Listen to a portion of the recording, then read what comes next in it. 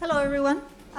We're the LaGuardia contingent from LaGuardia Community College. There's also one person in the audience that we're gonna be, and we're gonna talk today about two projects that we're doing. I think maybe we should go the archives first, because mine is just, more like a, what do you think? If you want to, Yeah. we can pull up this. So for how many years now, Anne, have we been doing this? You know what, I would have to pull up our project page on Wikipedia to tell you exactly when, but it's been that long. At CUNY and at LaGuardia Community College specifically, we've been working with so many educational projects with Wikipedia.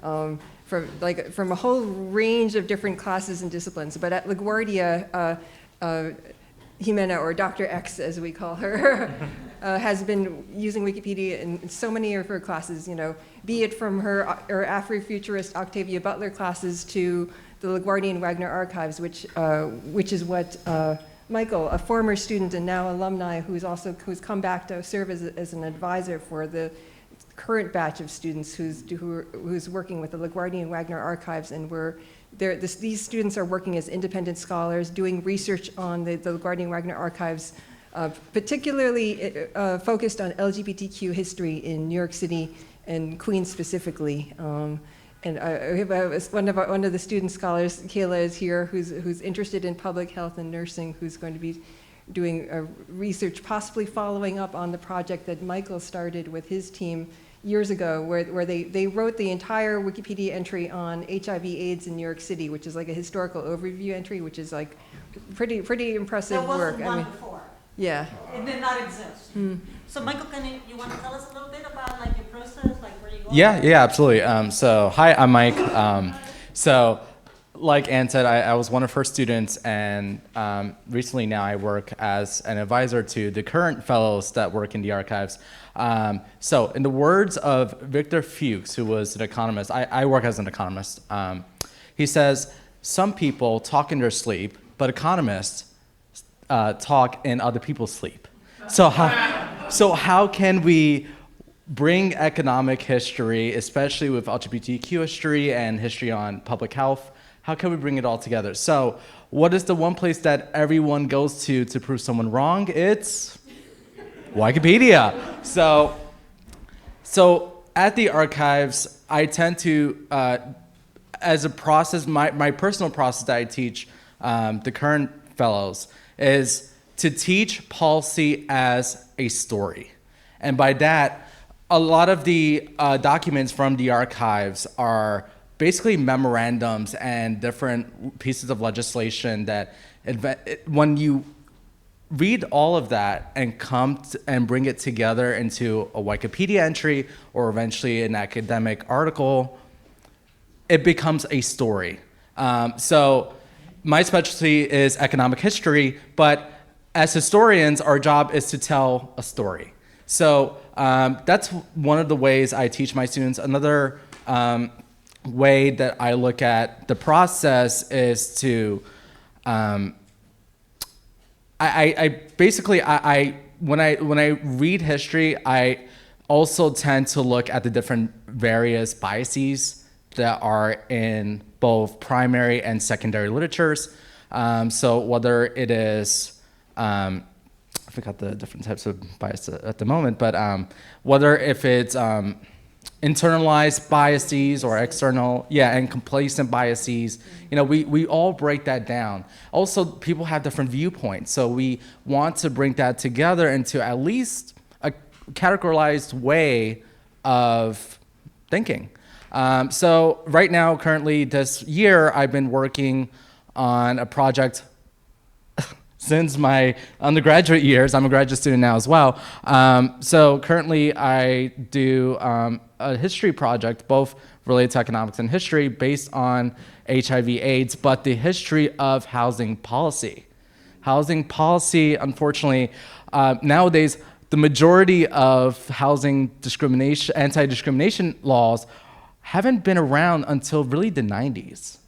The majority of them is now present since the 90s in New York City. Of course, we have a history of these policies, but we didn't really have that in law. Now it's in law. Now we want to tell the story of how do we fight for justice in the housing, and also housing is a public health right.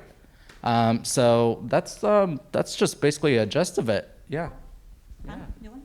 No, I think that it's great. Michael, what Michael is speaking to is how this educational work really sort of, I think it really helps illustrate how Wikipedia is as a location for public history, and not just locally, but globally. It's pretty clear, right? And I think Dr. X and I are especially, we feel very motivated how that it's the work that we were doing with students, it's motivated students to pursue history more formally, moving on in their educational process as well as in their professional careers. There's so much potential for this work, right? Right. So that's the first project. So it's like Anne said, independent study based on the LaGuardia and Wagner archives, which have a ton of material about New York City. It's a great archives that we have at the school. The other project, you're taking a look at one of them. During the pandemic, I moved away from having my students edit Wikipedia, because I normally do that in teams, and trying to organize people remotely in teams, people that never met before. That was a little bit, like they didn't even have the interest on Wikipedia, because of course you're gonna tell me, yeah, but Wikipedians work remote. I'm like, yes, no, I know, but they kind of like want to do it, and they know each other. So it was just too much for them. There was too much going on for them in their lives for us to be doing teams. And so I decided instead that I wanted to try and see what would happen if we started a book together, right? So what you have back on the screen is a Wikibook. So Wikibooks is a sister project of Wikipedia. As you know, there's tons of other projects beyond Wikipedia. And the interesting thing about it is that the ultimate goal of Wikibooks is to create a book, right? So if you think of Wikipedia, you can create an entry and there's sort of associate the entry via links and so on and so forth to other entries, but it's kind of like like you can enter Wikipedia from any point, right? And just, go around and wander. It's not set up as an encyclopedia, A, B, C, etc., right? Or a traditional encyclopedia.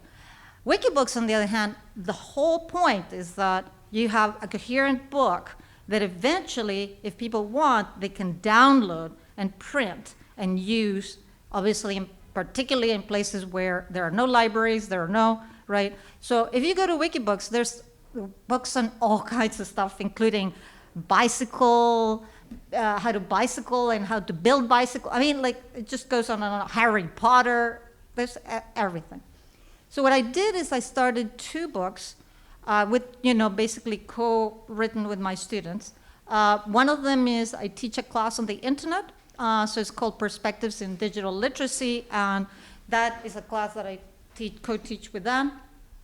And, the students learn about the internet, and then they choose a topic that they wish to write about, like manipulation and, privacy, whatever. And they write essays, right? And then the cool thing, though, because Wikibooks is supposed to be an educational site, what we do is we build lessons based on the material. So they're writing a paper, but the paper is sort of like the basis for a larger lesson that then, people can use to teach themselves. So somebody can either use the lesson to teach a class, or it can be a self-taught sort of type of information, right? So I'm only mentioning that one that is not on the screen because this semester I had a student who did something wonderful. She wrote a fantastic paper on, the perils of YouTube and, going down the rabbit hole and so on and so forth. It was very interesting because it was geared towards her family. She was very worried about her family just spending so much time on YouTube. But then when she was interested in making it sort of like a wiki lesson, she was like, well, but I wrote this for my family, so I'm not really sure, like, how do I translate that as a piece for the Wikibooks? So we talked a little bit about it, and then I said, this is not your first language, right? Your first language is Spanish, and because mine is, that's my first language. And she said, yes. And I said, do you realize that you have a unique ability that you could use to help others?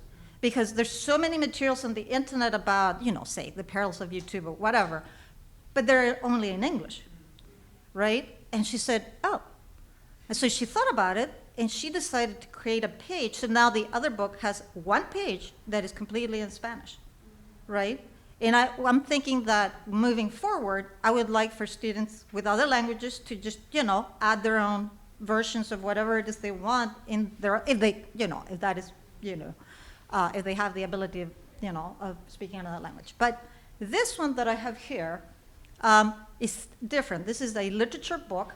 So basically, I'm going to, I don't know, I guess I have to get up and, sorry. So this is an interesting book in the sense that it's sort of like created in volumes. I don't know if you can see, yeah, you can, sort of. So this is like the cover page, all right? And I love to believe that this is my student, right? Reading and eating of the forbidden fruit, whatever that is. By the way, this cover is a DALL-E generated cover. One of the good things about DALL-E so far being, not copyrighted is that you can use it in Wikibooks. And obviously you could use it in Wikipedia, but then it would be iffier, like how you're gonna use DALL-E for Wikipedia. But definitely for something like Wikibooks, you can illustrate whatever you want to illustrate using DALL-E. So anyway, as you can see, there's several volumes. So this one here that I'm going to, this is the one that, so you can see it has different entries by students, right? But what's interesting is that because it's a volume, this second volume is not my class, it's a colleague's class. And she decided to create a different, slightly different book with, a different topic, so you can have, we can keep on adding themes to the book ad eternum, right? Like forever. So I can contribute, she can contribute, obviously her students could contribute to my volume, I don't care, right? Isolation and community, which, as you can tell, had to do a lot with the pandemic, right? So we started this during the pandemic. And yeah, and to just, I don't know, just to give you an example, so we can do like the Bradbury collection, right? And as you can see, the students use the materials in class, and then they maybe write a little essay, how the story connects to, in this case, the pandemic, right? And they do like discussion questions, so people can use this as a lesson if they want. I mean, it just goes on and on and on. Some students put together games, so people can play games based on the story or the poem or whatever it is. So it really is up to them how they want to set up the page. It's totally, they build it up. I help them, of course. The analysis is the only part of the chapter that is like for school, right? They have to do an analysis of something, right? So like if you look at here, the paper menagerie, right? This part here that you see, analytical point of viewpoint, that's the essay that they write for my class, and then the rest is all stuff that they put together.